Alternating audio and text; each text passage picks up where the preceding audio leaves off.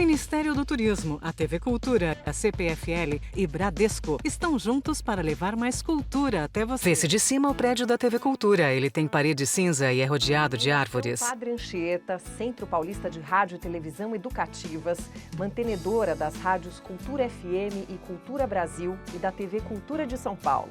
Bem-vindos à TV de premiados programas infanto-juvenis, Logo do Roda Viva e Jornal da Tarde. de entretenimento e informação. A TV que leva educação e cultura para a sua casa todos os dias.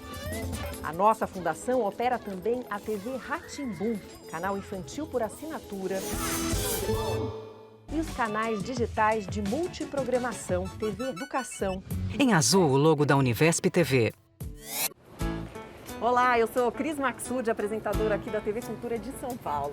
Cris é branca, tem cabelos ruivos e usa uma máscara cobrindo nariz e boca. Na portaria, um segurança aponta um termômetro para o rosto de Cris. Convido agora a todos vocês para conhecer um pouco desse mundo mágico que é a nossa televisão. Sobre um fundo roxo e laranja, o logo da TV Cultura em branco. Cris caminha dentro do estacionamento cheio de carros. A fachada do prédio é pintada em verde. O logo da TV é de metal e fixado na parede. Este é o CMA, Centro de Memória Audiovisual, que guarda um pouco da história da nossa TV. O CNA é uma sala de paredes coloridas repleta de objetos e figurinos de programas da TV Cultura, como a Cobra Celeste do Castelo Rá-Tim-Bum e uma maquete da Vila Sésamo. Não fica só aqui. Uma série de fotografias de momentos da TV Cultura está disposta em uma mesa preta protegida por um vidro. O acervo de programas realizados ao longo de mais de 50 anos de história é organizado e catalogado pelo CEDOC. Imagens sequenciais de diversos programas da TV Cultura, como Cocoricó e Senhor Brasil. Quero ver quem percebe a diferença. A senha de hoje é Michelangelo. Muito bem. Vocês viram a Zack Zack por aí? Não, eu não vi, não. Você viu, Lilica? Não, Você viu, Ju? Preciso um gemido grego para começar esse programa.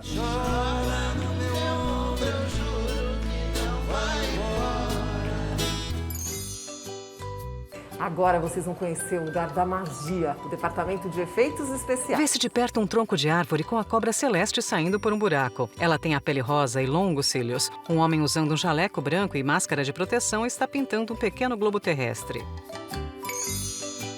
Que sonho essa sala, né? Tantas criações que saíram daqui.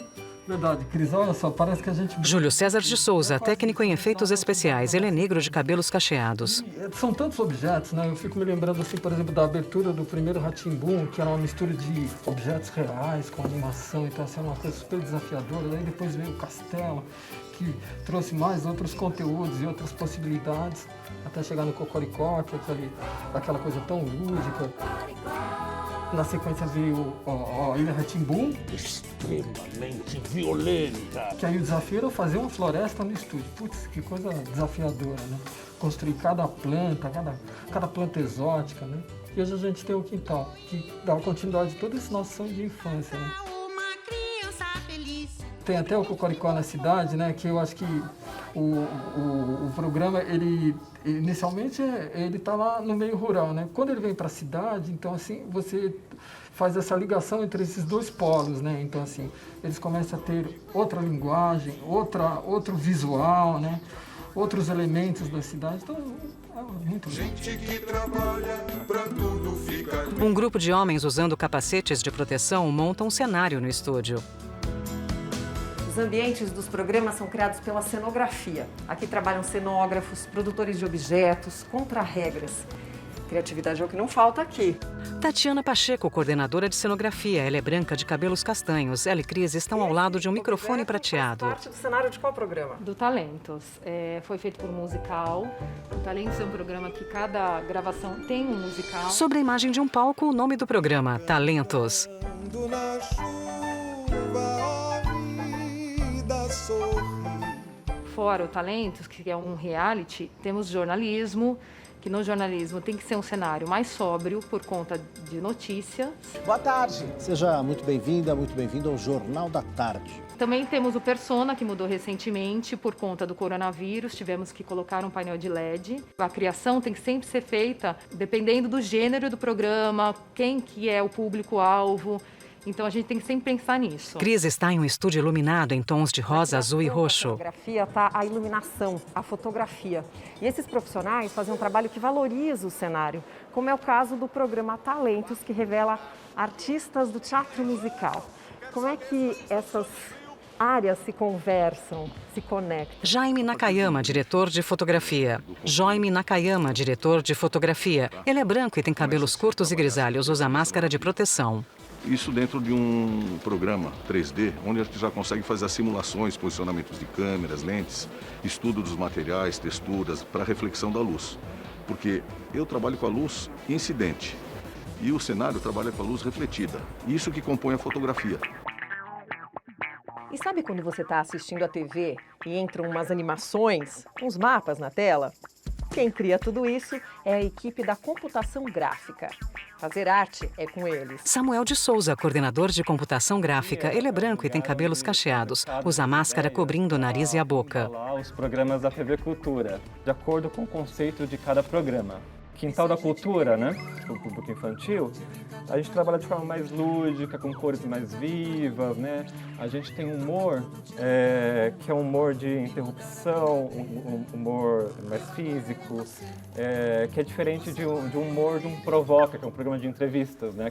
Que é um humor para adultos. Abertura do Provoca, sobre um fundo preto, imagens do apresentador Marcelo Taz. A gente fez uma vinheta interessante, né, de stop motion, pro dia da animação, né? Animação de uma pessoa construindo um cupcake decorado com confete. Uma vela está no topo do bolinho, 100 anos de animação no Brasil. Vamos seguir. Cris está de blusa marrom e calça laranja. Ela passa por um corredor de paredes verdes e chega em uma área gramada. E no meio do caminho tem uma árvore. E essa árvore tem história. Casa da Hipácia do seriado Ilha Rá-Tim-Bum. A árvore está com o tronco cortado ao meio. Ela tem grandes raízes e é oca por dentro. Cris entra e olha para as paredes internas do tronco. Imagens do programa Ilha Rá-Tim-Bum. Hipácia está sentada dentro da árvore. Ela é branca, de cabelos pretos e lisos. Ela segura um tecido.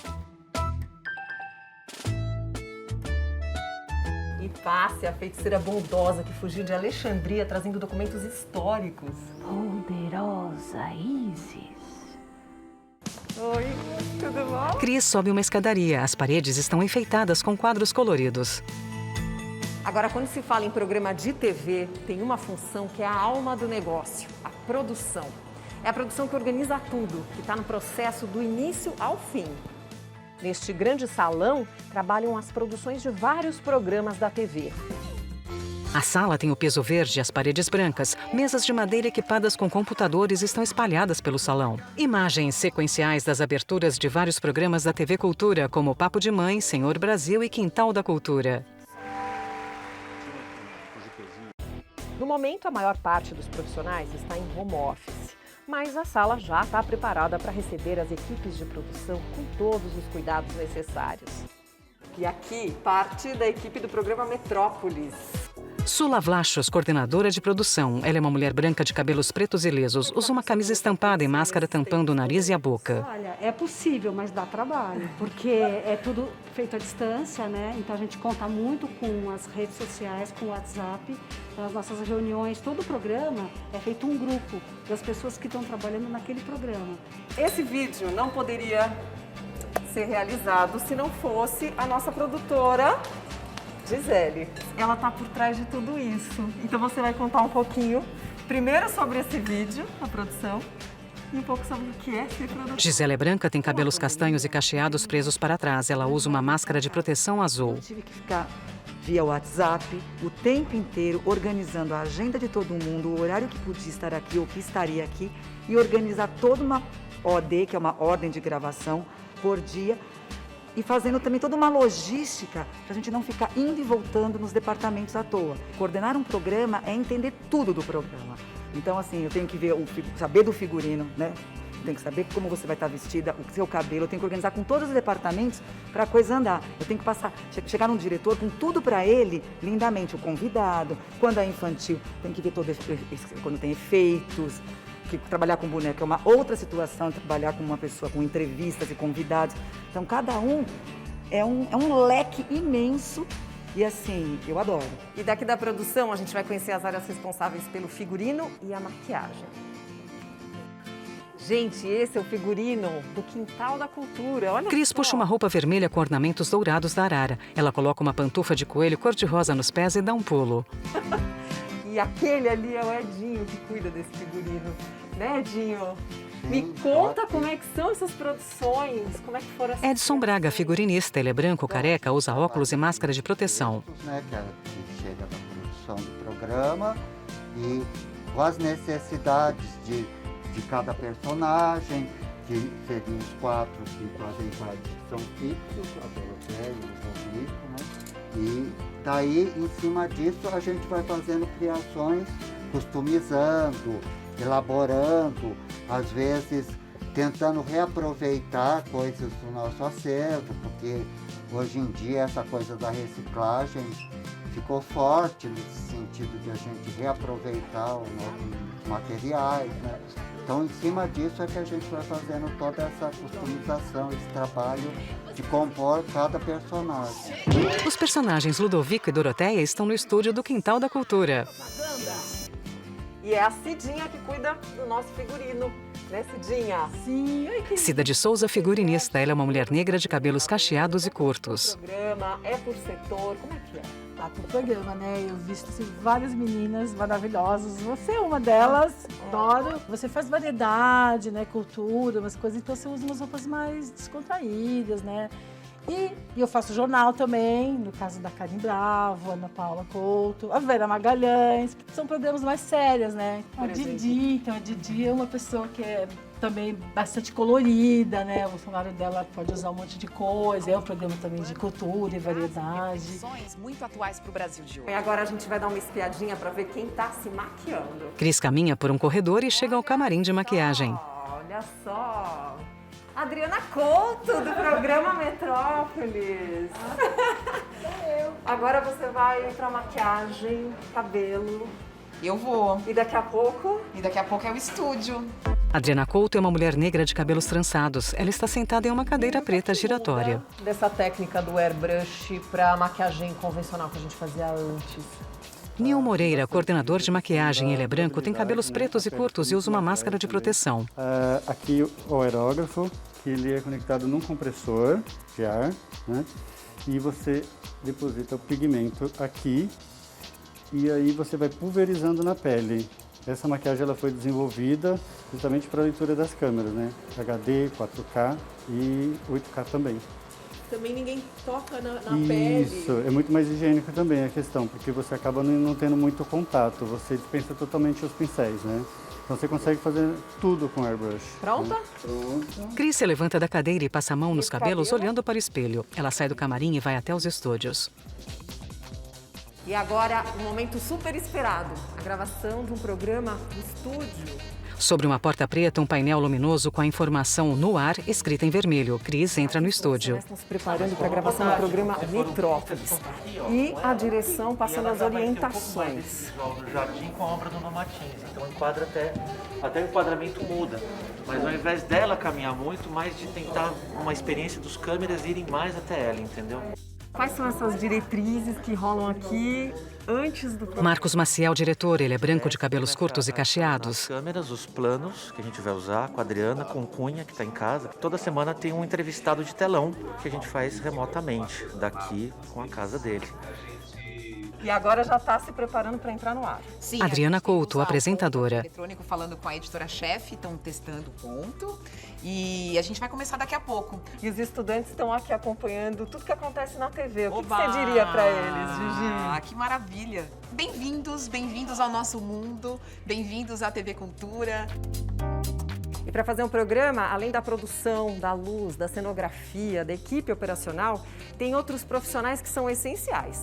3 pessoas estão sentadas de frente para um televisor em uma ilha de edição. O diretor de TV escolhe as imagens de cada câmera que está posicionada no estúdio. Cenas essas previamente marcadas pela direção do programa. E seleciona uma sequência delas que serão gravadas ou transmitidas ao vivo. E tem também o sonoplasta, que faz o controle dos sons, microfones, efeitos sonoros, trilhas musicais. Tem muitos programas que gravam entrevistas, imagens que precisam ser editadas antes de irem ao ar. Não é não, PC? É isso aí. Como é que funciona uma ilha de... Paulo César Dias, editor. Ele é branco de cabelo grisalho, usa máscara de proteção preta. Na timeline e vem limpando o que não vai ser utilizado. Vem seguindo o roteiro. Aqui a gente já está na parte de finalização. Já foi editado e aprovado pela diretora. A gente pegou todo o material dessa nova fase via celular, né? De todos os apresentadores. Editamos todo o material e começa a finalização. Aí já está com o áudio finalizado, tudo. E o programa está pronto para ir pro ar. Tá na hora do Ludovico Show. Qual programa entra no ar agora? Então, agora no ar nós estamos... Fernando Calaf Freihat, operador de controle mestre. Ele é branco e calvo. Vai entrar um boletim jornalístico ao vivo. Após esse boletim jornalístico ao vivo, dar a consequência aqui, o playlist, a gente faz a operação aqui de pagamento de censura, closed caption. Essa normatização dos programas é toda feita aqui. Bom, e quando a gente fala em TV Cultura, a gente fala em excelência de programação. E todo dia é definido um roteiro com esses programas todos que você vê aí da sua casa. E esse roteiro é executado aqui, da sala de controle mestre, não é isso? É isso. Agora, como é que funciona? Vocês têm o roteiro digital, mas também tem ele analógico. A programação é toda... Márcio Pauliello, coordenador de programação. Ele é branco e careca. Em cima deste roteiro, que nada mais ele é a programação que foi toda fechada e planejada pela direção. Aqui é o setor de exibição que faz a execução final desse roteiro. Então aqui é um espelho do que está automatizado. Então tudo que passa, todas as alterações, sejam dos breaks, dos intervalos, dos horários de entrada dos programas, que é uma coisa que a cultura preza e respeita muito. E aqui a gente tem um outro roteiro, que é o roteiro online, que são as informações que são full time passadas para toda a rede através desse roteiro. 3 homens estão sentados em uma sala repleta de televisores e painéis de controle. Trabalho desenvolvido pela equipe das mídias digitais. Danilo Rocha Cavalcante, gerente de mídias digitais. Ele é branco e careca, usa uma camisa azul e máscara de proteção. Você está falando de um programa infantil, você está tratando do imaginário das crianças. Então você tem que tomar todo um cuidado para que ela continue ali dentro daquele universo. O jornalismo, nós acompanhamos bem a parte de Jornal da Cultura e o JT também. Fazemos ali cortes das notícias para viralizar isso nas redes. Principalmente o Roda Viva, nós fazemos uma transmissão no YouTube para as pessoas conseguirem assistir ele. Quem não consegue assistir pela televisão, depois pode acompanhar ele em um horário que está mais livre para assistir esse programa. E ele é um programa muito moderno, porque ele serve para você assistir no YouTube, serve para você escutar através de um podcast, e você também pode acompanhar pílulas dele no Facebook, no Twitter. E agora a gente vai conhecer o jornalismo, onde são pautados e editados programas que são referência na TV brasileira. Sobre um fundo branco em letras azuis, o título Matéria de Capa. Sobre a imagem de um galho de folhas verdes, o texto Repórter Eco. Sobre a imagem da ponte estaiada, o texto Opinião. O título Revista do Esporte sobrepõe a animação de uma bola de futebol. Sobre uma imagem do globo terrestre, o título em letras azuis, Jornal da Cultura. Em letras brancas garrafais, o logo do programa Roda Viva. Rua, para saber como é que é esse dia a dia, né? Rodrigo Piscitelli, repórter. Ele é branco de cabelos curtos e pretos. E isso, ao mesmo tempo, é estimulante, né? Porque você está fazendo sempre coisas novas, coisas diferentes, aprendendo coisas novas. E, portanto, é sempre um desafio a cada dia. Para os repórteres, a vida começa aqui, pegando a pauta, e aí é rua. Essa aqui é a Rua 1 da comunidade Córrego do Feijão, a primeira a ser atingida pelo rompimento da barragem. Chegamos ao núcleo de acessibilidade Flix, um departamento de extrema importância quando se pensa em inclusão social. O núcleo de acessibilidade tem paredes brancas ornamentadas com hexágonos coloridos. Acima de uma porta, o texto em uma placa luminosa. No ar, uma mulher de cabelos cacheados está sinalizando em libras. Nossa, que trabalho incrível! A gente não tem dimensão, né? Nem faz ideia do que acontece aqui, né, Fernanda? Fernanda Sabino, supervisora de acessibilidade. Ela é branca, tem cabelos ruivos e lisos e usa uma máscara de proteção. E hoje a gente atende mais de 4 canais, com closed caption, audiodescrição e libras, alguns 24 horas, outros 30 horas semanais. Mas a gente está possibilitando acesso à informação a todas as pessoas sem discriminação. Tem lá no fundo closed caption, que são aquelas, como se fossem aquelas legendas, né, que passam por baixo do vídeo dizendo o que cada pessoa está falando. que é quase o mesmo público-alvo das Libras, são para aqueles que não entendem a língua brasileira de sinais, e a Libras é para aqueles que não entendem o português, né? Não sabem o português ainda. E a gente tem também a audiodescrição, que facilita a informação para aqueles que não enxergam, que têm baixa visão, até as pessoas com dislexia ou idosos também são beneficiados da audiodescrição. Imagens sequenciais da Avenida Paulista, Teatro Municipal e das ruas da cidade de São Paulo. E não poderia faltar nesse passeio a boa música da Orquestra Jazz Sinfônica Brasil. O grupo traz para a TV Cultura arranjos exclusivos que mesclam o erudito com o popular. Procurando bem, todo mundo tem pereba, marca de bexiga ou vacina. E tem piriri, tem lombriga, tem ameba. Para falar Cris Maxud. mais sobre esse mundo mágico da televisão, nós convidamos Edu Saleme, autor e roteirista.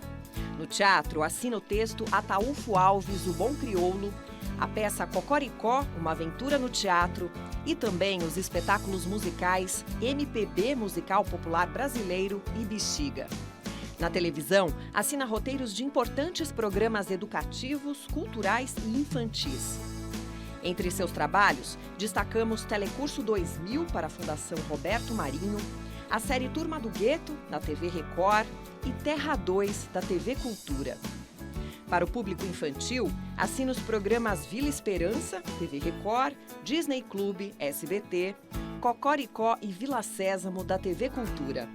Além de o laboratório do professor Policarpo, para o canal infantil Zumu, e roteiros para a segunda temporada do Zu da Zu, para Discovery Kids. Com vocês, Edu Saleme. Edu é branco, tem cabelos pretos e curtos, usa uma camisa de botões azul marinha e está sentado em uma cadeira preta. Ao fundo, uma parede bege decorada com fotografias e uma estante de madeira. Muito legal mesmo estar aqui com vocês, porque são poucas vezes que a gente tem a oportunidade de mostrar para as pessoas como que é o trabalho de um roteirista. Então eu vou tentar mostrar um pouco da profissão e de tudo que eu vivi nos últimos anos com ela. Eu espero que no final da nossa conversa, do nosso encontro, vocês entendam um pouco mais sobre essa atividade. Bom, a minha formação é no jornalismo, né? Eu fiz faculdade de jornalismo, mas trabalhei quase nada como jornalista especificamente, mas isso eu explico já já. Eu queria falar para vocês primeiro o que é um roteiro, porque muita gente não sabe o que é roteiro. De um jeito mais geral, o roteiro é uma forma escrita de qualquer produto do audiovisual. Pode ser um programa de TV, um filme, uma série, uma websérie, um podcast, um espetáculo de teatro. Então é bom ter claro que o roteiro é o primeiro a chegar numa produção. Ele traduz a ideia do que se vai fazer antes de toda a produção. É um documento escrito, que vai ser como um guia para tudo que vai ser gravado, filmado, ou mesmo num programa ao vivo, ele precisa ter um roteiro para que toda a equipe se alinhe e fale a mesma linguagem em cima daquele documento escrito que é o roteiro. O roteiro mais famoso é o do cinema, que eu acho que é o mais popular, e o de séries, o de telenovelas, né? Então, para ter uma noção, vocês vão ver que vocês já viram isso alguma vez, num roteiro escrito existem divisões, como a cena, que é o número que ordena a narrativa, o local da cena, que pode se passar num consultório médico, durante uma sala de aula, é aquela famosa consultório médico interna dia, indica para a produção que a gravação é dentro do consultório e durante o dia, ou então num parque externo à noite. No Parque do Ibirapuera, uma cena gravada à noite, e isso já determina como vai ser a cena. Em seguida vem a rubrica, que é a descrição precisa do que vai acontecer na cena. Por exemplo, no parque externo dia, 2 crianças brincam em um gramado observadas pela mãe. O vendedor de sorvetes passa anunciando picolés. O diretor, os atores, todos leem aquilo e já sabem qual é o objetivo da cena. A cena serve para mostrar as crianças com a mãe e pedindo picolé. Depois da rubrica vem os diálogos, que é o que cada personagem fala. Cada conversa que você vê numa novela, num filme, cada texto que você ouve o apresentador falar foi escrito, foi roteirizado por alguém. Na maioria das vezes, evidentemente, existe muito improviso. Então, é claro que existem diversos formatos de roteiro. Eu falei um pouco do roteiro de dramaturgia de cinema, de série de TV.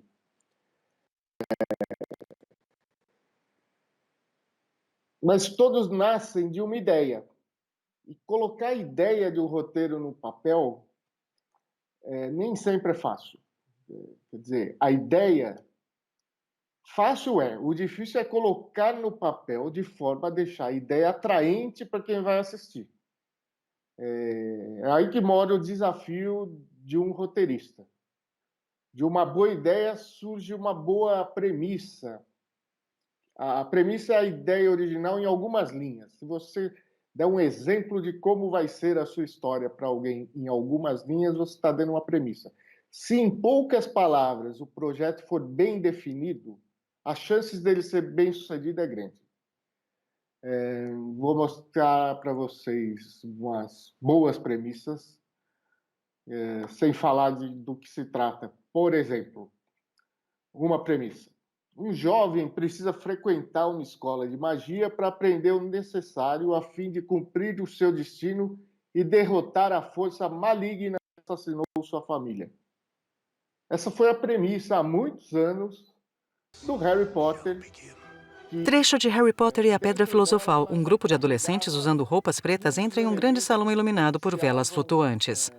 Diversas possibilidades e que virou o sucesso que virou com vários filmes, né?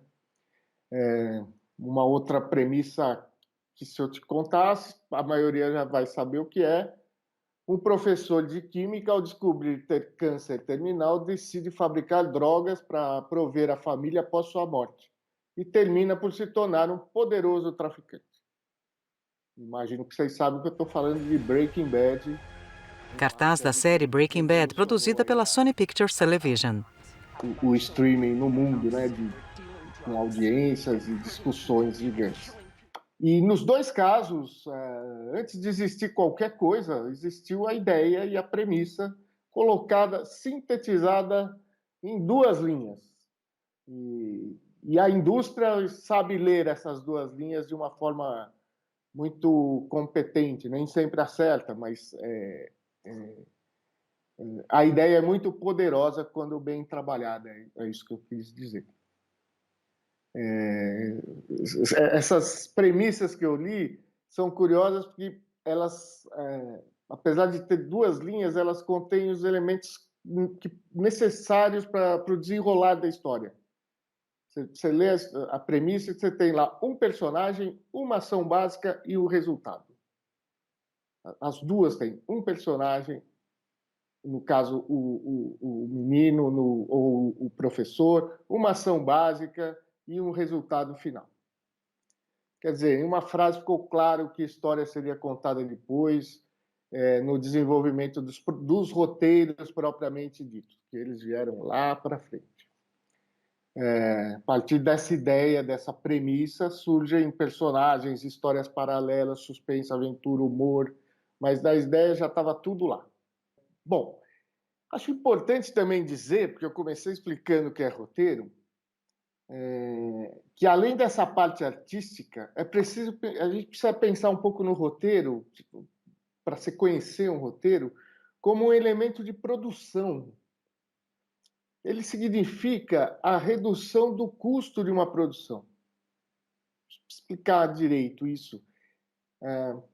Se uma equipe tem uma ideia de um programa de TV e vai para o estúdio sem roteiro, sem as falas, sem o começo, sem o meio, sem o final, o que vai acontecer é que a equipe vai gravar durante dias, semanas, vai mudar coisas toda hora. E tudo isso custa dinheiro. Aluguel de equipamento, diárias do iluminador, do técnico de som, do ator. da atriz, do estúdio. O roteiro está escrito o que vai ser feito dentro do roteiro. O diretor do programa pega o roteiro, lê o roteiro e ele, a partir do roteiro, sabe quantos dias ele vai precisar filmar, quantos atores ele vai precisar ter, o que ele vai precisar de luz. Aí ele faz um orçamento de quanto vai gastar. Ou seja, o roteiro norteia o custo total do programa. Por isso ele é tão importante como ferramenta de produção. Quer dizer, então ele tem essas vertentes artística e é uma coisa bem técnica também, muito importante em qualquer coisa que você vai produzir. Pode ser série, filme, telenovela, podcast, o que for, com um roteiro, você pode ter certeza, vai ficar mais viável fazer uma produção de audiovisual. Eu fiz faculdade de publicidade, no meio do caminho troquei para jornalismo, e aí me formei jornalista ainda na década de 80, 1985, aproximadamente. Quando a gente fala aproximadamente, é porque a idade chegou. Acontece que logo que eu entrei na faculdade, no primeiro ano, eu abri uma loja com alguns amigos. Talvez não fosse interessante isso, mas é interessante porque eu abri uma coisa que vocês nem sabem que existia, talvez. Eu abri uma locadora de filmes, de vídeos e VHS. Era uma caixa, assim, você alugava filmes para as pessoas. Era um sucesso na época. Eu e dois amigos abrimos uma loja, e depois outra, e depois outros, depois outros. E aí eu tinha 6 lojas quando eu me formei. Estudava para passar, trabalhava como maluco, via muitos filmes. Daí é que entra uma coisa que acabou, de alguma forma, me ajudando também, além da faculdade de jornalismo. Então, quando eu me formei, eu tinha outra atividade e guardei meu diploma e toquei minha vida ali. Mas o mercado dessa área mudou, os filmes começaram a ficar caros, foram abrindo muitas lojas e tal, a gente começou a fechar algumas lojas. Primeiro começaram a VHS mudou para DVD, aí no futuro viria o streaming, que são os filmes pela internet, TV a cabo e tudo. E esse mercado de locação de filme, hoje, por exemplo, não existe, acabou. Mas, graças a Deus, ele, bem antes de acabar, eu tinha 2 lojas ao final, e a gente vendeu essas lojas bem vendidas para uma cadeia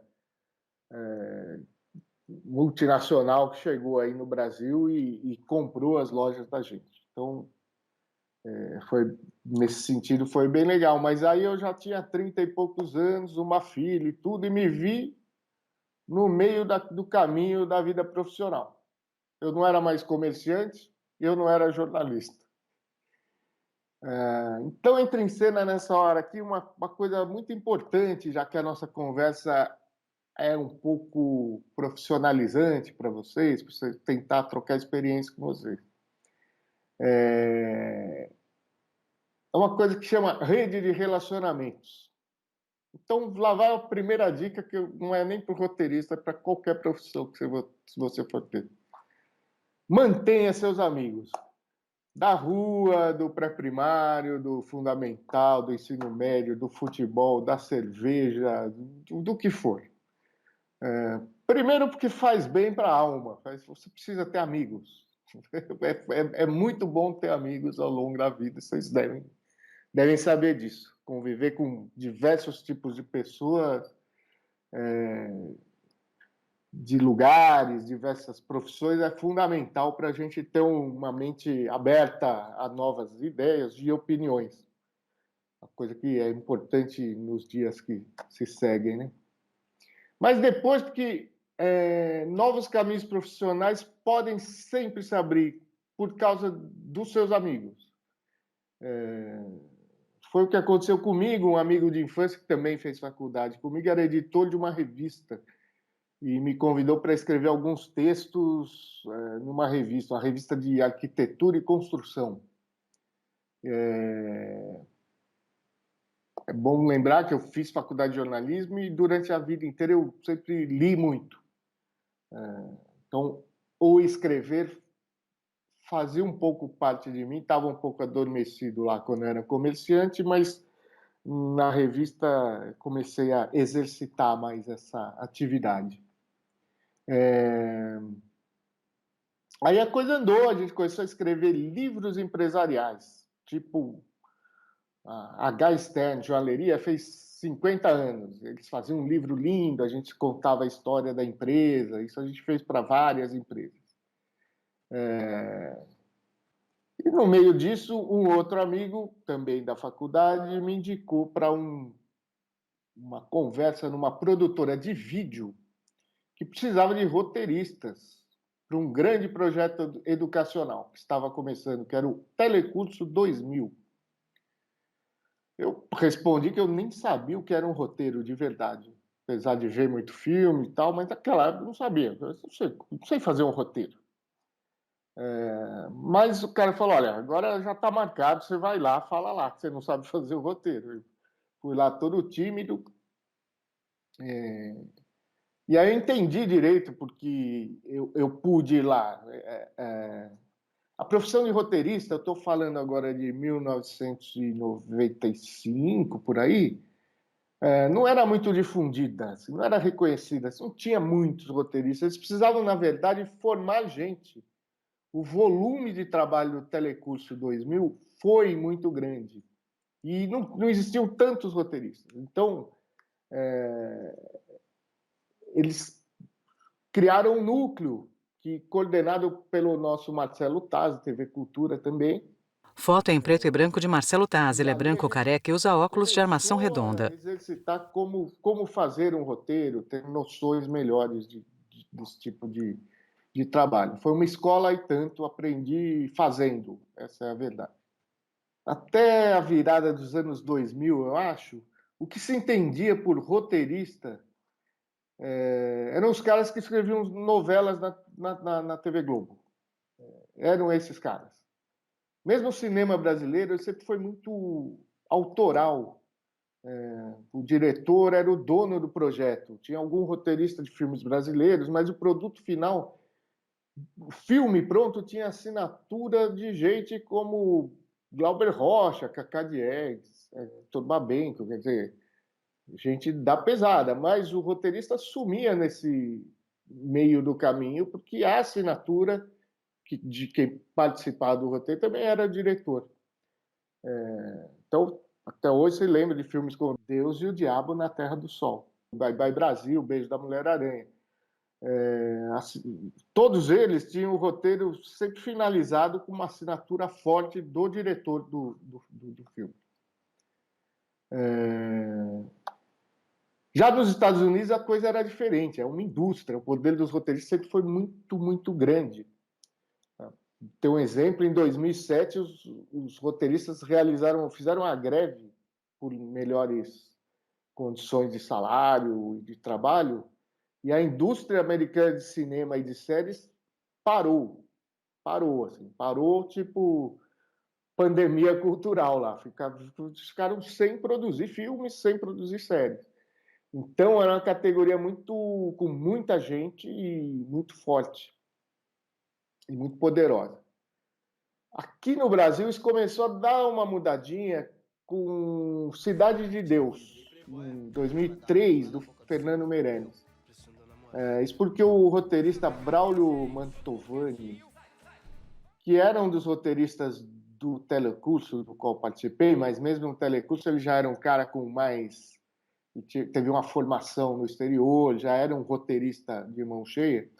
Com Cidade de Deus, ele concorreu ao Oscar de melhor roteiro adaptado. Quer dizer, para a categoria foi uma coisa espetacular, assim. Um Oscar, um roteirista concorrendo a um Oscar na premiação e tudo. Então isso começou a mudar muito o cenário para o trabalho de roteirista por aqui, pelo Brasil. As coisas passaram a saber que existiam. Existe esse profissional, tanto no cinema como na TV ou outro produto audiovisual. Bom, a minha trajetória, então, depois do telecurso, eu comecei a escrever roteiros para os mais diversos tipos de programa, de tudo mesmo. Eu brinco que eu escrevo de novela a bula de remédio, eu escrevo qualquer coisa. Você tem que ter uma certa versatilidade. Mas eram institucionais para a empresa, programas de rádio, que foi uma experiência bem legal para a Rádio Globo AM. Sobre um fundo azul e vermelho, o logo da Rádio Globo AM em letras brancas. E aí eu fui ganhando uma experiência muito grande. Mas o telecurso, sem dúvida, foi a grande escola, porque era uma produção em série de um volume grande de diversos tipos de programas. Eram programas de 15 minutos das mais diversas disciplinas. Português, matemática, física, química. Era uma iniciativa da Fundação Roberto Marinho. Na época, ele passava na TV Globo tipo 5 da manhã, 6 da manhã. E hoje também ele tem uns horários bem estranhos. Sabe que na época eu sempre questionei se alguém pode mesmo aprender toda a disciplina acompanhando uma teleaula na TV, sozinho, com os livros. Até que um dia eu tive que... A Fundação Roberto Marinho é no Rio, eu ia bastante para lá, eu tive que visitar o Morro Santa Marta e outras comunidades do Rio. E aí eu vi como as teleaulas funcionavam bem nas telesalas.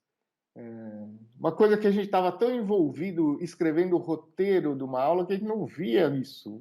Eu falei, vocês deviam ter contado isso para a gente no começo. Quando eu terminava a aula e o tema do dia foi introduzido, tinha um professor presencial que tocava o conteúdo adiante. Ou seja, na educação à distância, foi uma coisa que passei a acreditar muito e trabalhei bastante nela,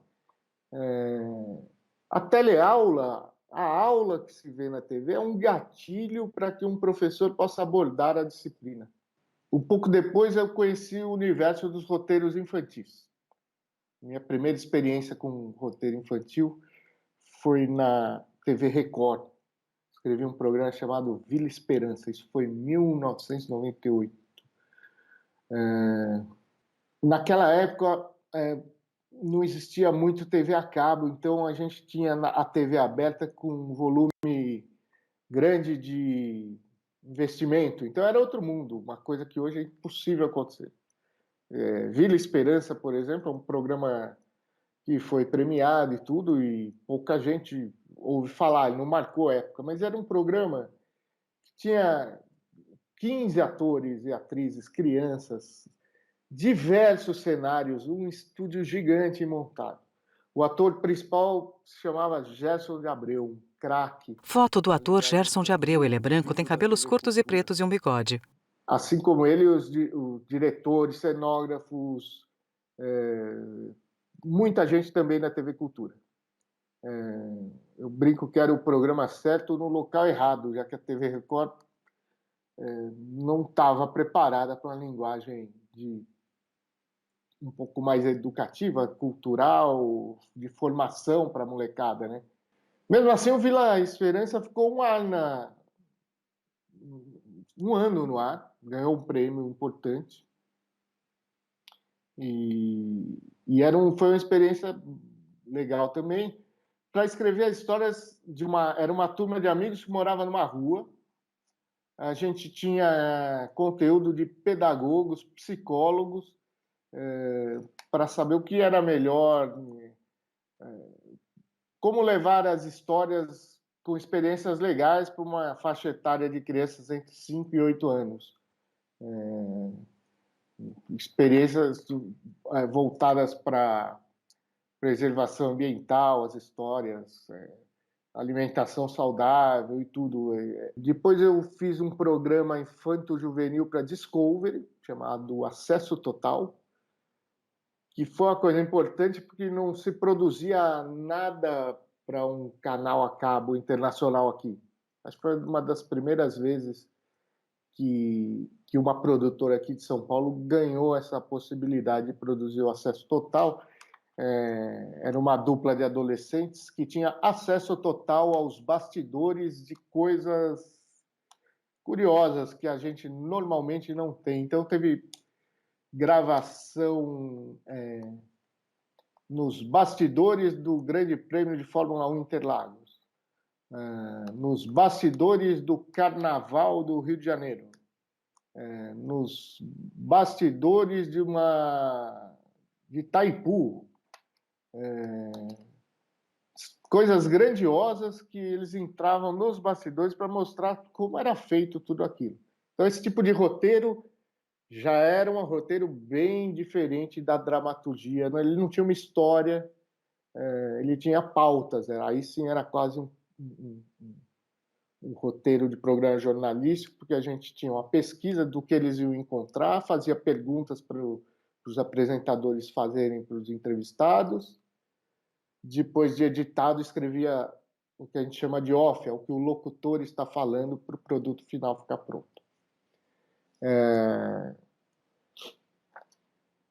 Aí, junto com o Acesso Total, aí eu comecei a fazer um programa no SBT, que foi uma das coisas mais legais que eu fiz, era Disney Club. Apesar de ser no SBT, era uma franquia da Disney no Brasil. A história se passava num sótão. Ali umas crianças conseguiram inventar uma TV pirata e criaram o CRUJ, chamado Comitê Revolucionário Ultra Jovem. Era um programa de 2 horas de duração, mas não 2 horas com a história das crianças. Ele tinha a historinha das crianças e um desenho Disney. História das crianças e desenho Disney. Esse Comitê Revolucionário Ultra Jovem recebia cartas de ultra jovens, que eram como se denominavam as crianças que assistiam os programas, e eles liam as cartas no programa. Sim, eram cartas, não era e-mail, gente, era carta. A criança escrevia, o pai punha a carta. E as cartas, o Comitê Revolucionário Ultra Jovem reivindicava direitos para as crianças. E o programa tinha muito humor, e o conteúdo dele era basicamente composto pelas cartas que as crianças enviavam. Então, a gente recebia as cartas, lia as cartas, eu escrevia com mais 2 roteiristas, Cláudia Dallaverde e Tacos, e dramatizava as histórias das crianças. Então,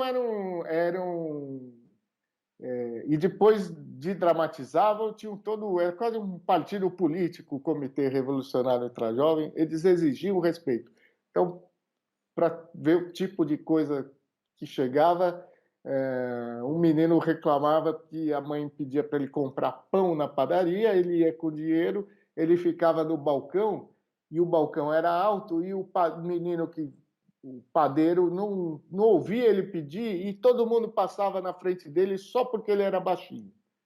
Então, isso, evidentemente, criava uma cena muito legal, e depois o CRUJ, Comitê Revolucionário, bradava, reclamando muito que o ultra jovem, a criança, merece respeito na padaria e ser atendido.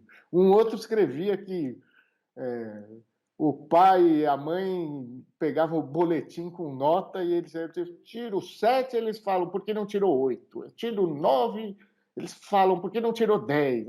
Aí vinha outra queixa. Tal. O programa era muito bem-humorado. E um sucesso assim no SBT, tão grande que o Silvio Santos precisou criar um setor só para selecionar cartas.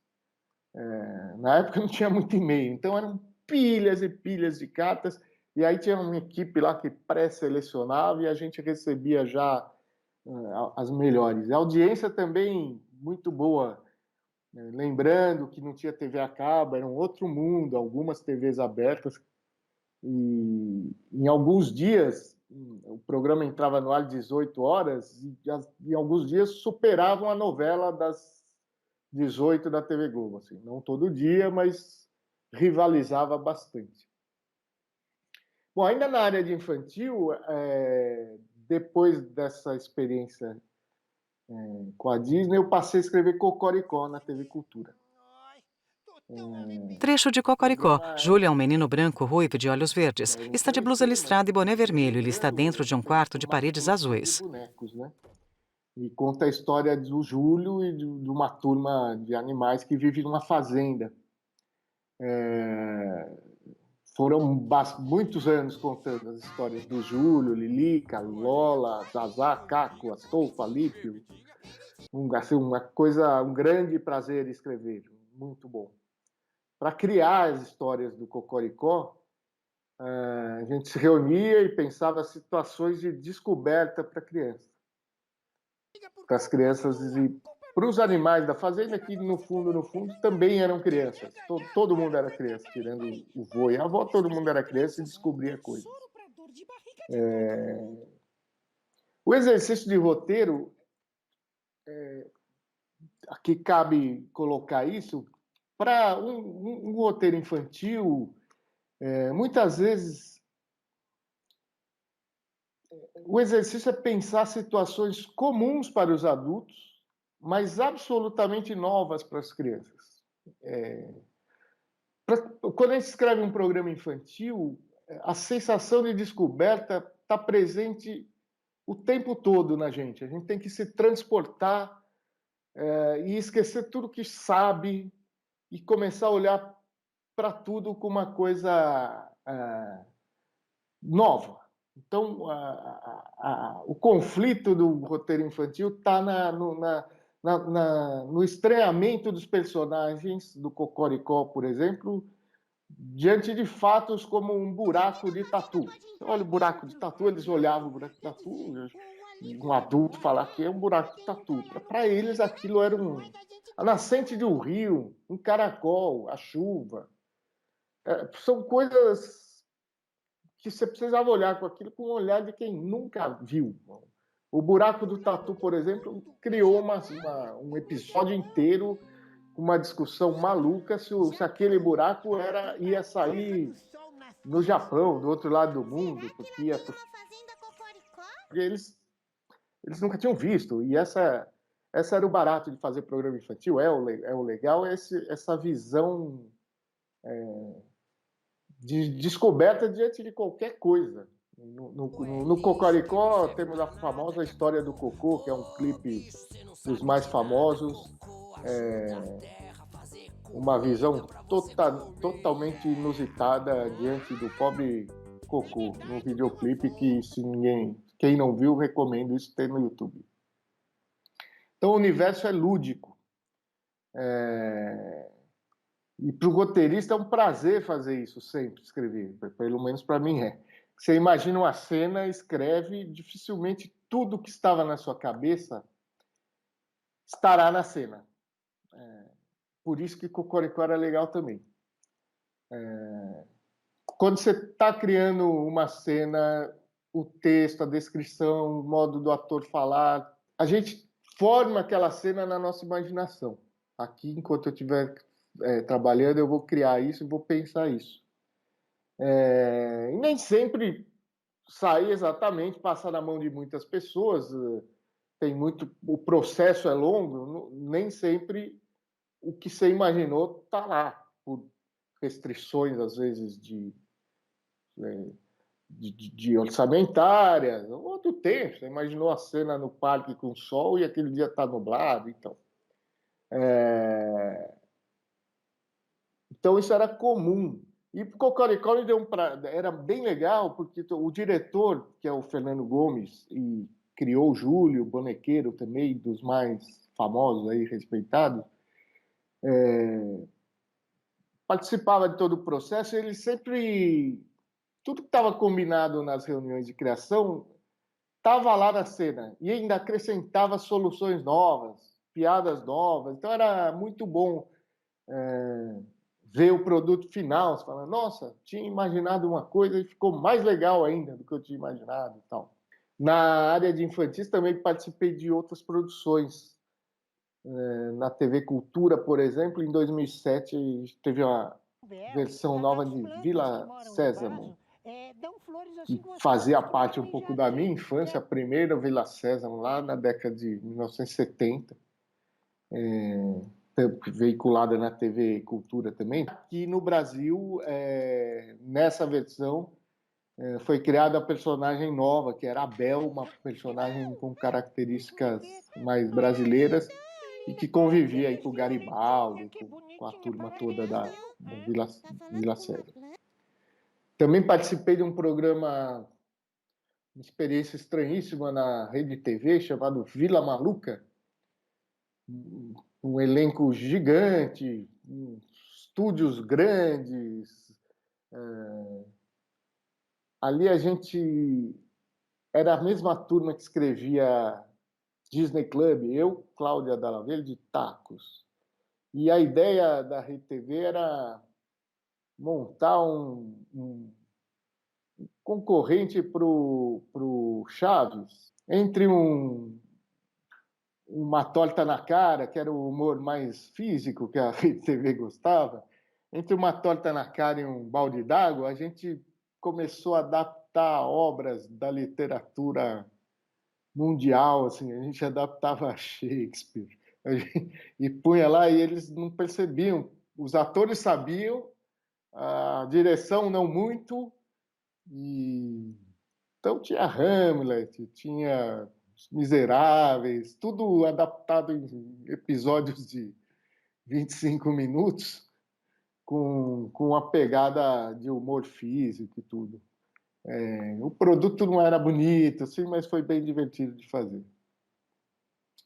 Ainda na área de TV infantil, na TVE do Rio, que hoje é a TV Brasil, eu fiz um programa chamado Janela Janelinha, que era uma coletânea de programas educativos que vinham do mundo inteiro, programa da Holanda, programa da China, programas sempre voltados para crianças, curta-metragem.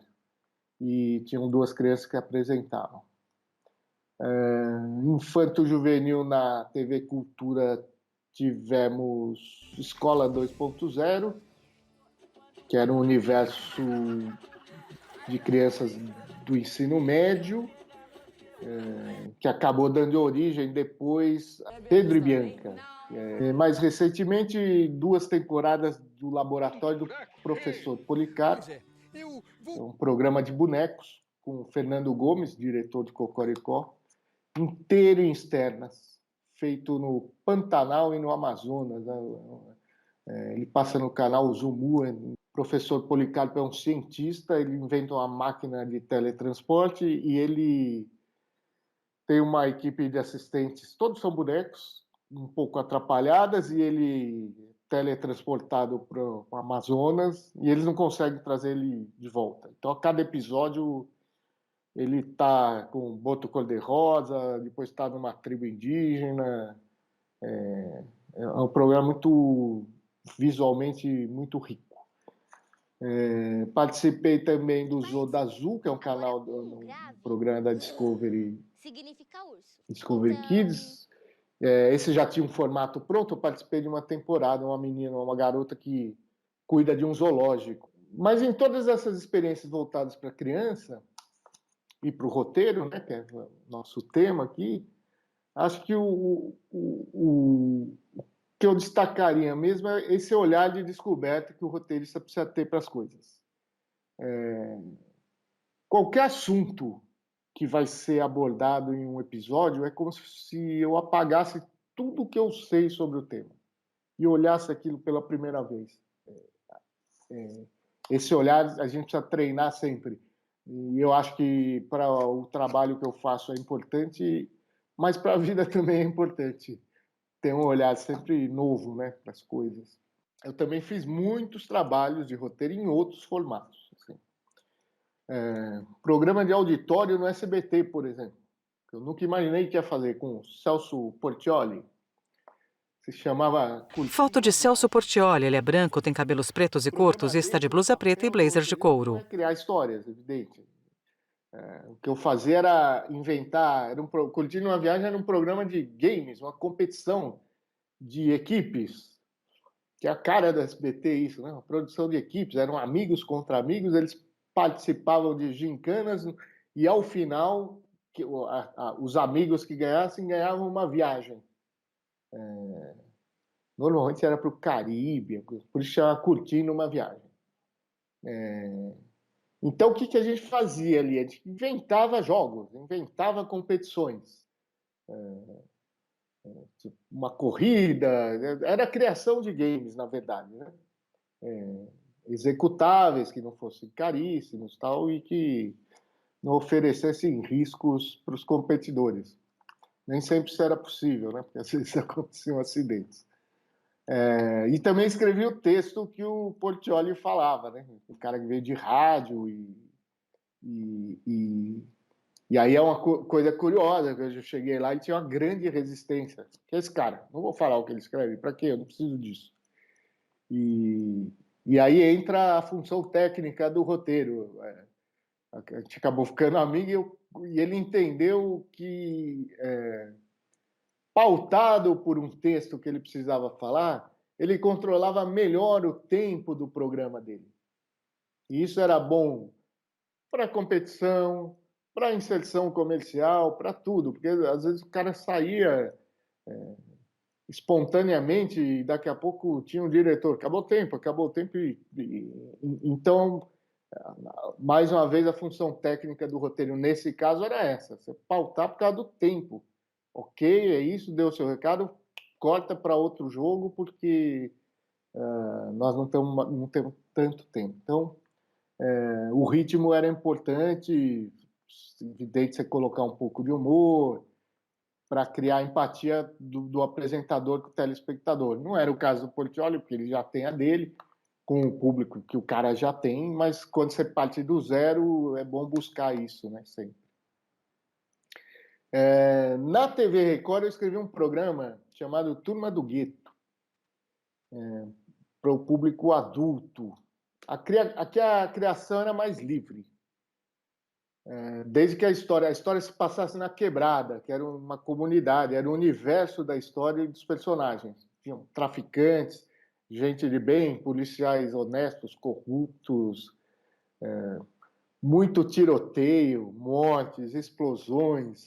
Entrava no ar de segunda-feira, 11 horas da noite, porque era um programa violento, que acabou se tornando uma coisa importante na TV, que foi o primeiro programa a colocar o dia a dia de uma comunidade na TV. Isso não existia. Não existia Cidade dos Homens, não existia Cidade de Deus no cinema, nada. Qualquer novela ou série que se fizesse era a velha cartilha do folhetim, que é o núcleo rico, o núcleo pobre. Turma do Gueto pôs a mão lá mesmo, falou, olha, a gente vive aqui, é um lugar com problemas, é um lugar que os traficantes dominam essa área com alguma violência, então trouxe uma realidade e falou diretamente com o público que nunca tinha se visto na TV. Então, fazer parte disso eu achei que foi bem bom, uma experiência bem legal. E falando em experiência legal, também recentemente na TV Cultura eu participei como roteirista de uma série chamada Terra 2. Ela é de autoria do psiquiatra Jorge Forbes, tendo a Maria Fernanda Cândido, a atriz, com ele no projeto e na apresentação.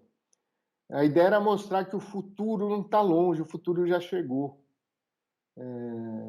A gente fica falando no futuro, e o futuro está aqui já.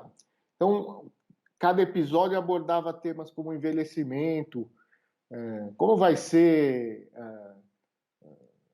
a média de vida no mundo está aumentando, parênteses, tirando a pandemia, mas a média, as pessoas estão vivendo mais, isso traz consequências complicadas, como aposentadoria nenhum país vai ter condição de pagar uma pessoa que vai viver 100 e poucos anos. Atividade, o impacto para os filhos, para a família, para o trabalho, esse tipo de coisa. Abordava temas como emprego no universo globalizado, né, que a mão de obra está ficando cada vez mais à distância, tudo que vai acontecer, experiências genéticas que estão manipulando a formação de seres humanos, quer dizer, como isso vai impactar lá no futuro, o que vai ser correto fazer, o que não vai. E tudo isso era dramatizado, tinha uma história de 20 minutos de pessoas que viviam essa situação, e depois tinha uma discussão com os especialistas, que era o Jorge Forbes e mais pessoas interessadas na área. Então, uma experiência muito legal, desde a reunião de criação com o autor da ideia, que a gente aprendia muito sobre como vai ser o futuro, e discutia muito. Então, quando você ia escrever, escrevia muito rápido, porque o assunto já estava muito bem discutido.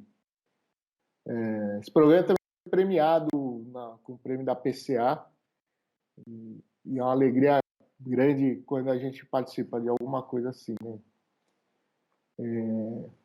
Enfim. Outra coisa importante é que o universo para o roteirista, assim, pensando em mercado de trabalho, ele está mudando para bem, porque ele é muito amplo, ele não se restringe mais a uma cidade, que era comum quando eu comecei a escrever. Mas, recentemente, escrevi um programa para a afiliada da TV Globo em Santa Catarina, que foi específico para Santa Catarina, veiculado lá, chama Pequenos Grandes Talentos. Mas é uma produção local, que são episódios, uma série de episódios que conta histórias de personagens nascidos em Santa Catarina e que foram importantes para o país todo. Então, Anita Garibaldi, Dom Paulo Evaristo Arnes, o poeta Cruz de Souza, Everaldo Pato, que é um surfista famoso por pegar ondas gigantes. Quer dizer, uma variedade grande de personagens, e também a gente recebia uma pesquisa gigante sobre o trabalho deles, cada um na sua área, e isso era dramatizado, era um programa que tinha uma linguagem mista de dramaturgia com reportagem e animação, um acabamento de cinema, assim, uma coisa muito legal de assistir, assim. Então, isso mostra que o audiovisual brasileiro é mais do que Rio-São Paulo. Outra experiência que eu tive aí, muda bastante, foi para o teatro. Sem ser um dramaturgo de teatro, nunca ter pensado em escrever para teatro, escrevi já 4 espetáculos. O primeiro deles foi Cocoricó no teatro, que isso foi quase uma continuação do que já se fazia na TV, essa visão de surpresa diante das coisas, tudo que eu contei um pouco. A diferença é observar a linguagem cênica. Enquanto na TV a gente tinha alguns cenários para se fazer as coisas, no teatro as coisas precisam acontecer no palco. Tem um espaço de alguns metros quadrados que, por mais que você tenha mudança de luz, de cenário, que tem que ser rápido, as coisas precisam ser apresentadas, acontecer e serem resolvidas dentro do mesmo ambiente. É um ambiente único. Então, isso muda a narrativa, muda o diálogo.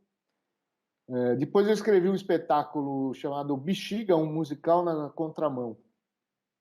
Era um teatro de revista.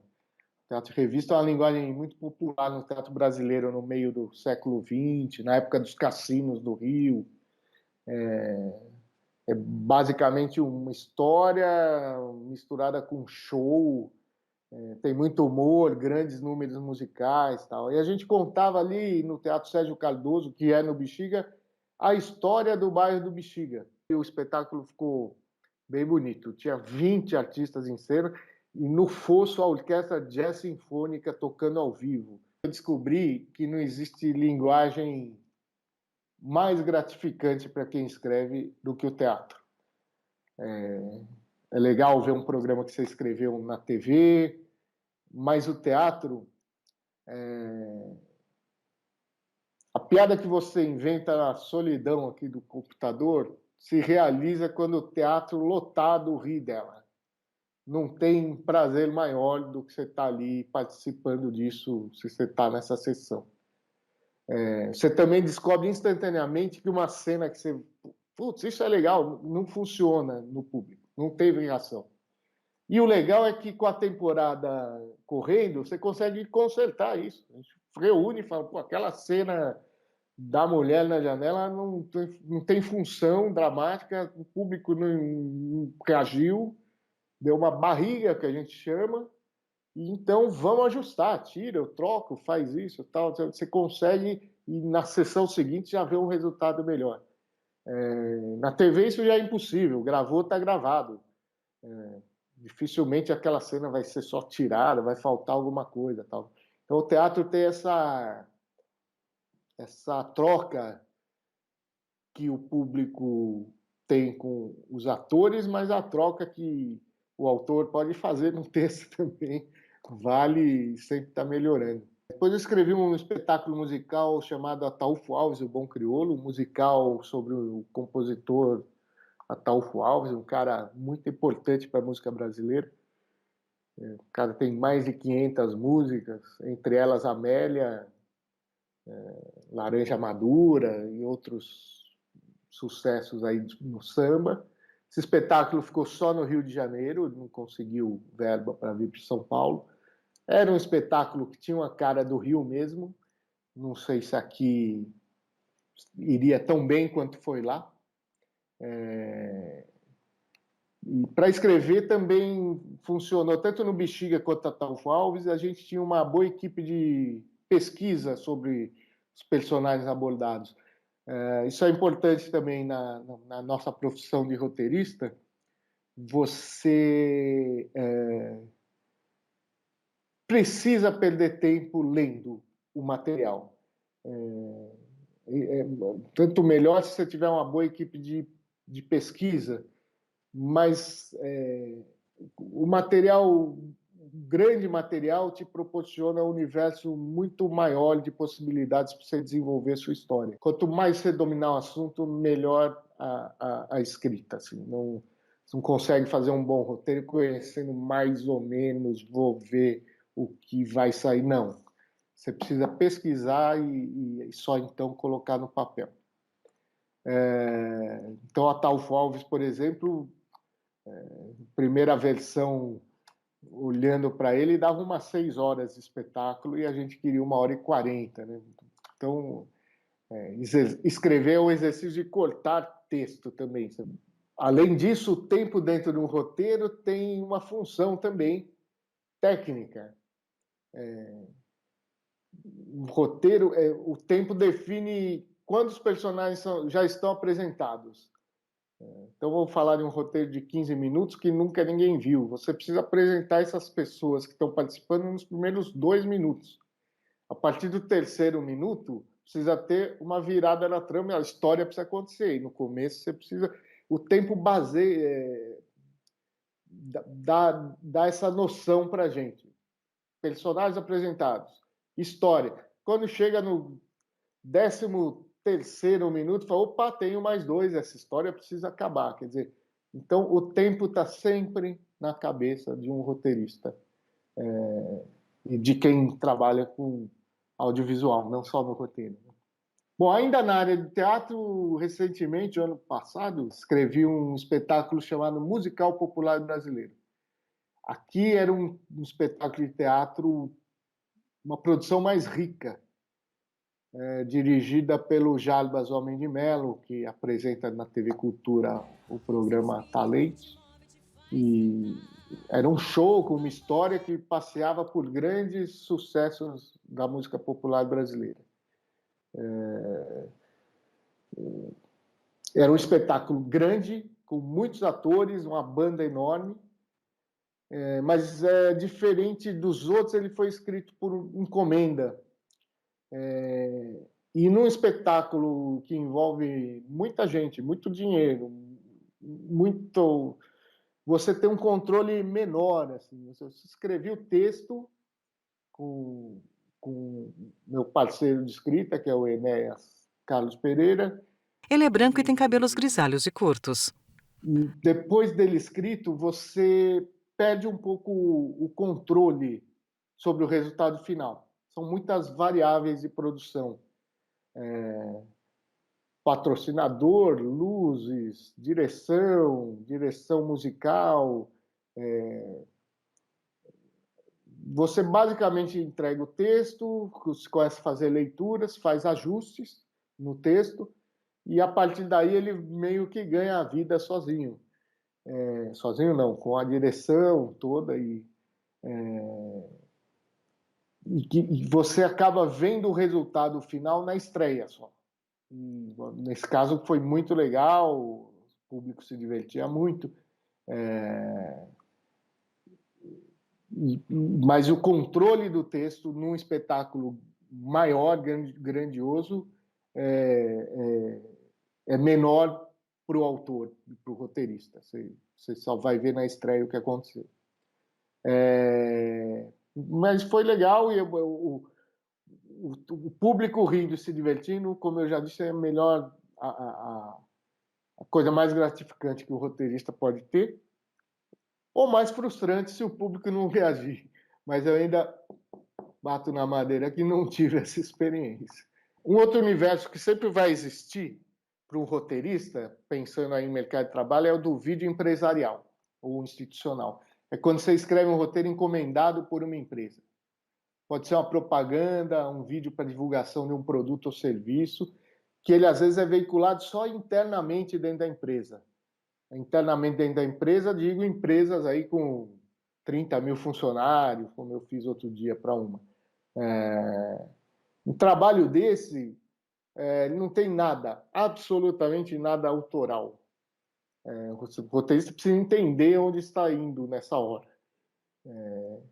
Você está lá para atender as necessidades da empresa. Então, não tente ser engraçado se não for pedido, nem sempre isso é fácil.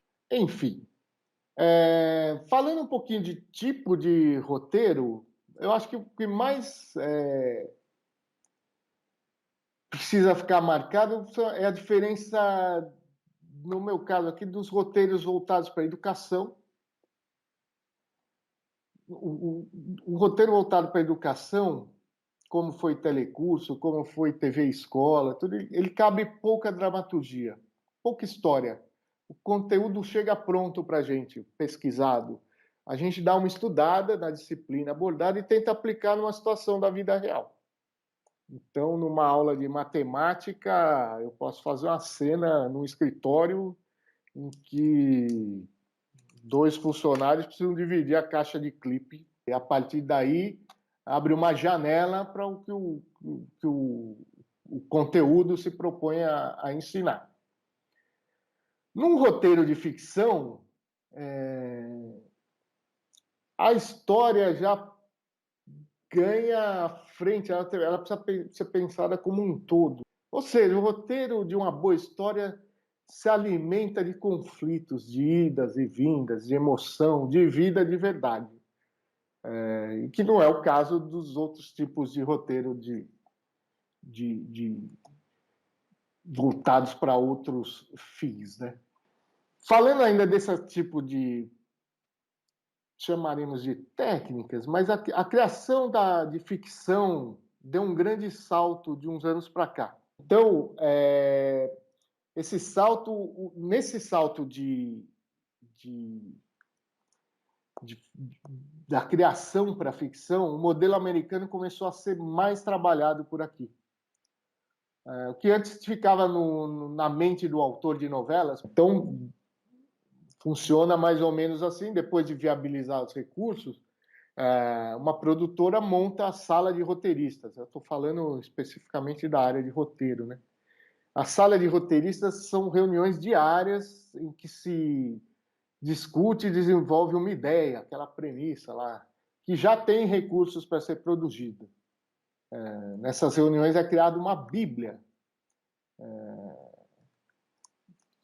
que normalmente isso é comandado pelo showrunner, a pessoa que detém o domínio sobre a criação de uma série. É o dono da ideia, é o cara que negociou a ideia dele com a produtora, com a Netflix, com a TV Globo, com quem for. Na Bíblia, é chamada de Bíblia, fica registrado, assim como no roteiro é um documento escrito, fica registrado o ambiente em que a série se passa. Na série Sob Pressão, por exemplo, passa na TV Globo, o ambiente é o hospital. O Castelo Rá-Tim-Bum passa-se no castelo. Fica a descrição completa dos personagens, com suas histórias, características emocionais e físicas, seus medos, a trama principal, as subtramas, que são as histórias paralelas à principal, o arco dramático da série, um guia para saber o que vai acontecer na história do 1º ao 10º episódio, por exemplo. Então é conhecido basicamente que você apresenta todo mundo no 1º episódio, no 2º episódio tem um monte de ação, no 3º ação, o 4º episódio, isso no modelo americano também. O 4º episódio normalmente é um episódio mais leve, mais light, mais divertido, se couber tem humor, porque no 5º episódio tem uma virada, vai morrer alguém e tudo para ele ganhar fôlego e tudo. Isso tudo é feito na sala de roteirista, em reuniões exaustivas e produtivas, porque tudo é discutido à exaustão. Então os personagens saem para o papel muito bem definidos. Dos projetos que eu participei recentemente, os que tinham sala de roteiristas eram um chamado Parem as Rotativas, que vai ser produzido ainda um dia, autoria do jornalista Paulo Marcum, e o Zoda Azul da Discovery também. Então ali a gente tem um roteirista-chefe, que é o coordenador dessa sala, e tudo é discutido exaustivamente, desde as características do personagem até a trama, até o que acontece em cada episódio. E tudo vai para a Bíblia, que é um documento definitivo sobre a série que vai ser produzida. Friends, por exemplo, eu gosto de dar um exemplo, não sei se vocês lembram de Friends, passa ainda, né? Aquela série americana que já parou de ser feita há muitos anos. Cada personagem, eram 6 personagens, eu acho, cada um tinha 3 roteiristas só para cuidar dele. Cada fala que ele tinha, 3 pessoas pensavam no que ele ia dizer. E fora os roteiristas, era uma equipe gigante de roteiristas. Acho que nem nos Estados Unidos hoje tem uma estrutura tão grande, com 20, 30 pessoas pensando numa história que vai demorar 20 minutos para acontecer. Mas ali era uma metralhadora de piadas, né? Bate-bola, o tempo inteiro uma piada, mas muita gente pensando no episódio. Então, quando ele ficava pronto, é porque estava pronto mesmo.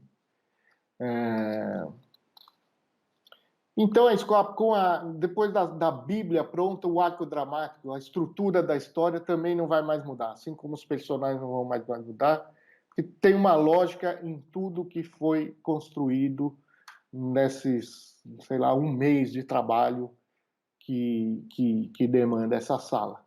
Eu acho que se alguém daí, entre vocês, pensa em seguir uma carreira de roteirista e tudo, eu diria que não tem a receita pronta. Eu acho que tem uma coisa importantíssima que não dá para abrir mão. Ler é essencial. Ler o tempo todo, de tudo. Literatura brasileira, estrangeira, poesia, livros ruins. Livros ruins são muito bons. Você tem que ler livros ruins, não só bons. Leia tudo que você puder. site, leia.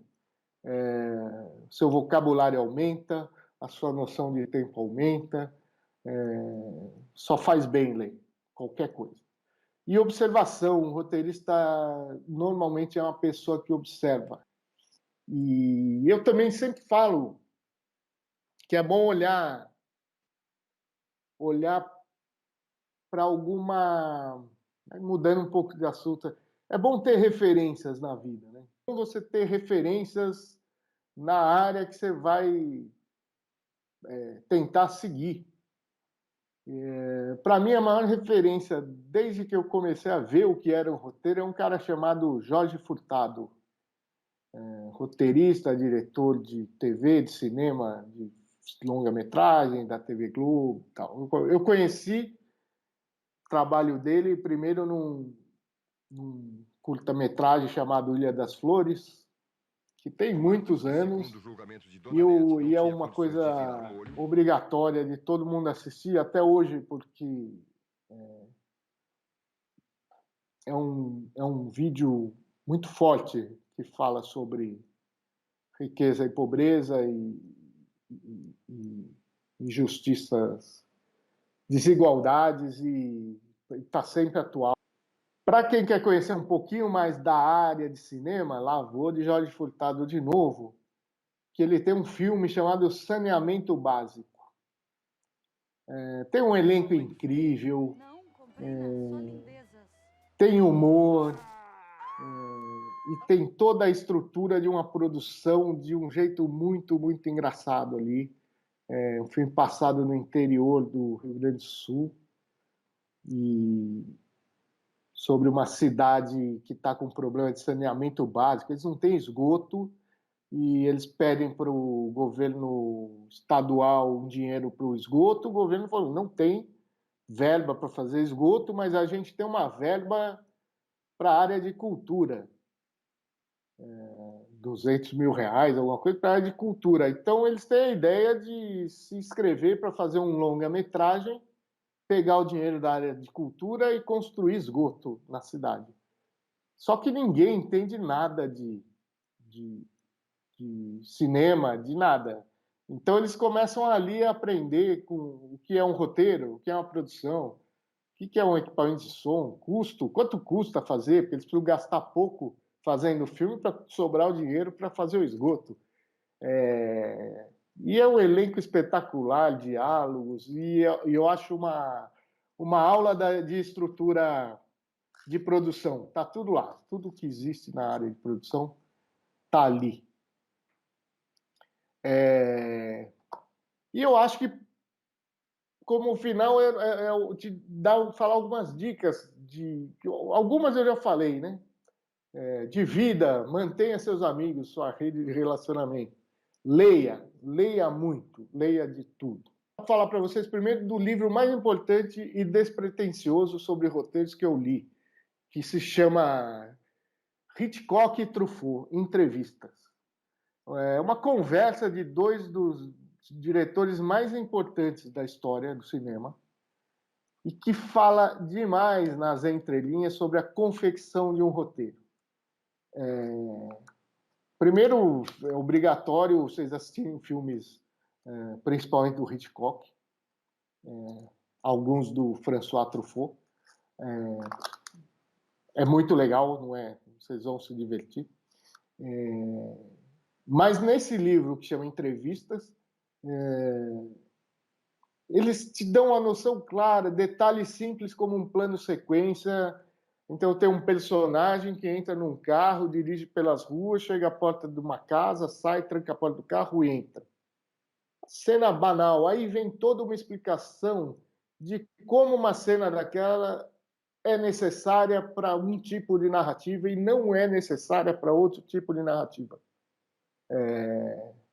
Se tiver alguma importância, o personagem do filme ter o hábito de dirigir, pensar na vida, dele atropelar alguém, de ter alguma função dramatúrgica com aquele carro, com aquela pessoa, ela é importante para a história, senão ela só ocupa um tempo e cria a famosa barriga. Então, o livro, na conversa deles, é cheio de referências a cenas e explicação de por que uma cena é necessária, por que não é necessária. Eu recomendo para vocês também um livro chamado Homens Difíceis, um escritor chamado Brett Martin. Ele fala sobre a revolução que séries como Breaking Bad, Família Soprano e Mad Men causaram no mundo da comunicação nos últimos anos. E é um livro cheio de curiosidades sobre produção, roteiro, de novo isso. E curiosidades, assim, de coisas que eu de verdade não sabia. Por exemplo, as séries deram um grande salto de qualidade, todo mundo tem a sua série preferida, porque elas ficaram cada vez melhores. Isso se deve muito por causa da evolução tecnológica dos aparelhos de TV. E também os papas do ensino de roteiro que eu falei, existem dois americanos, o Robert McKee e o Sid Field. Eles têm vários livros com receitas de como escrever. Não acho que precisa seguir tudo ao pé da letra, mas precisa conhecer. Muitos deles estão disponíveis na internet, do Robert McKee e Sid Field. Você dá uma busca, você tem coisa liberada ali para ler capítulos. É bem didático, assim. E outro dia eu descobri um negócio legal para quem quer conhecer você puser na busca da internet coleção Aplauso, você consegue baixar livros, alguns livros estão disponibilizados para você fazer download, tudo certinho, nada pirata, nada, e tudo ok.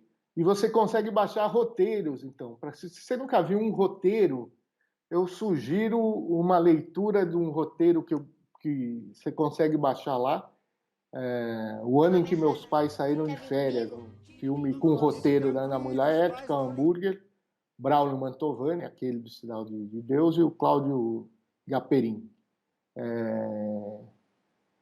aplauso.imprensaoficial.com.br. Lá você procura e você consegue baixar.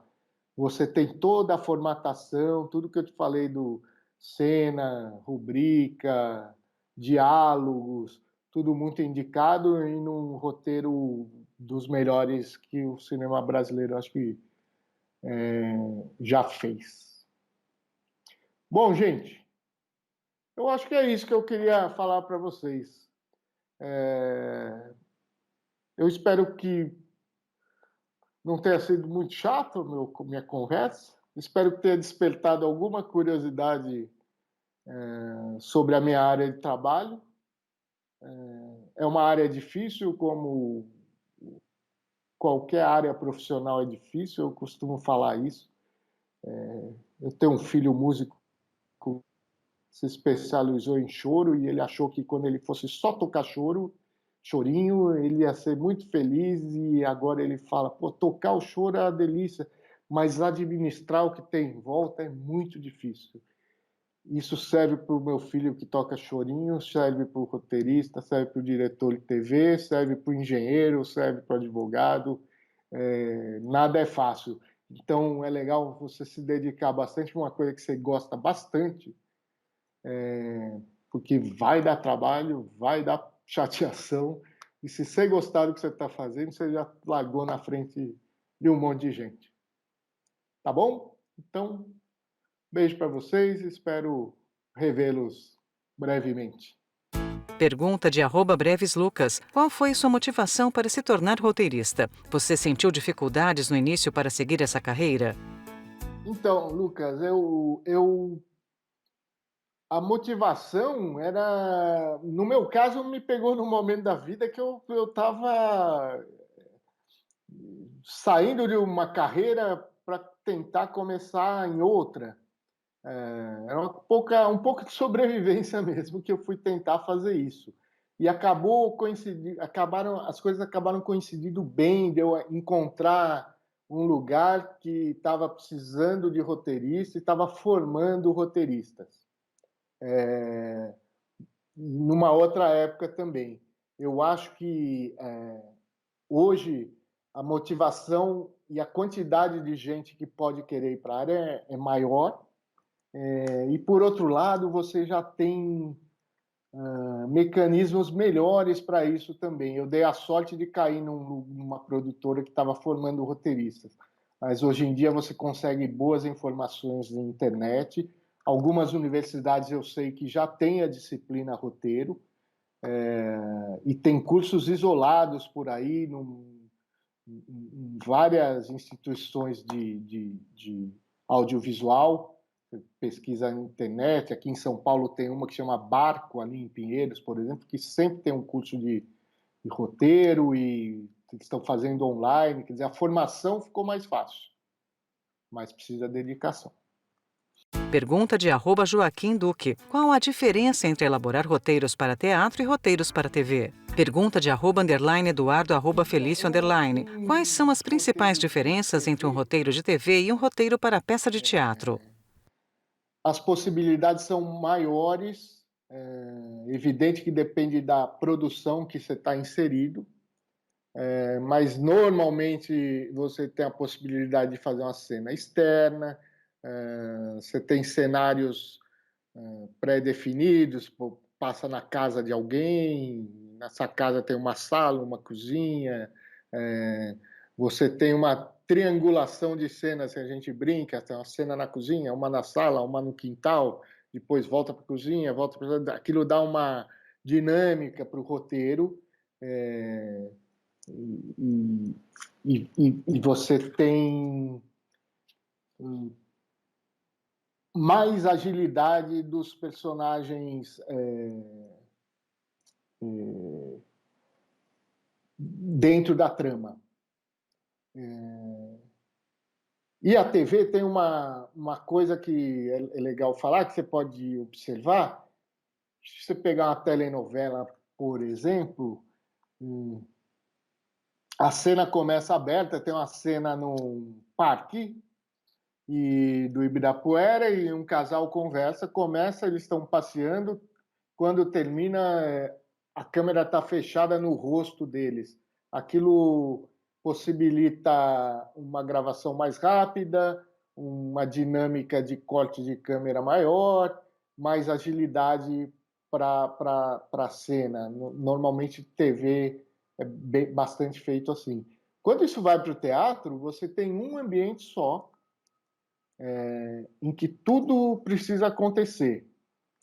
Nesse ambiente, você não tem um corte de câmera de um personagem para o outro. Você tem dois personagens e o público está olhando para os dois personagens inteiros.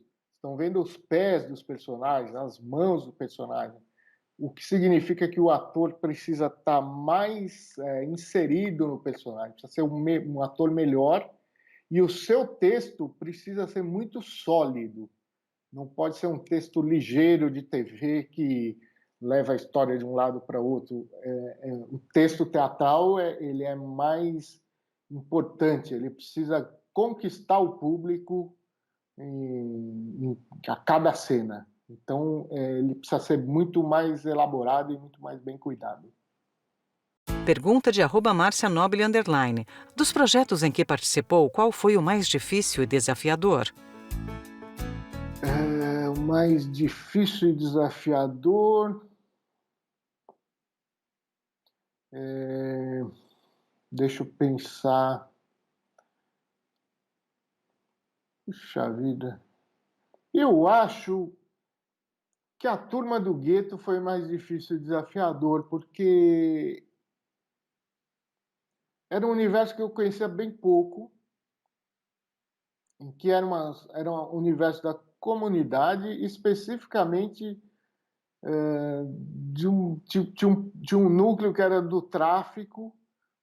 Era uma coisa um pouco violenta, e a gente tinha que buscar uma linguagem que não fosse de uma pessoa que está fora vendo. Não tinha que ser crítica. Você tem que se transportar. Eu vivo ali, eu convivo com aquele traficante. Como eu faço isso? Fora isso, era um projeto que foi na TV Record e tinha pouco prazo e muita pressão interna de várias coisas. Então, era muita coisa acontecendo ao mesmo tempo, a escrita não era tranquila, então foi desafiador nesse sentido. Pergunta de @thiagomoreno.ral. Qual o programa infantil foi o mais difícil de ser roteirizado? Por quê? O mais difícil... eu vou ser chato agora, porque eu gosto tanto de programa infantil que nenhum deles foi difícil. Sempre tem... sempre é muito legal ter esse olhar de descoberta diante de coisas e fazer. Talvez um pouco mais complicado tenha sido o Vila Sésamo, não por não ser legal de escrever, é muito legal de escrever, com personagens deliciosos, mas porque você tinha a supervisão da Sesame Workshop, que é a dona, detentora dos direitos do Vila Sésamo, e os caras têm todo um padrão de como produzir, de como escrever. Então, você tem que cumprir algumas metas ali, mas nada que seja difícil. Sempre, quando o assunto é garotado assim, é sempre gostoso de escrever. Pergunta de @ler.sp. Por ser um projeto criado fora do país, o Vila Sésamo tem alguma revisão especial de roteiro pelos criadores? Revisão pós não tinha, mas a gente era muito bem balizado assim para o tipo de linguagem que eles fizeram ao longo dos anos no mundo inteiro, né? Tinha o Vila Sésamo na África do Sul, tem Vila Sésamo em vários lugares. Então faz sentido manter uma certa coerência de linguagem e tudo. Mas eu acho que é uma coisa que é necessária mesmo, porque eles têm uma marca importante, né?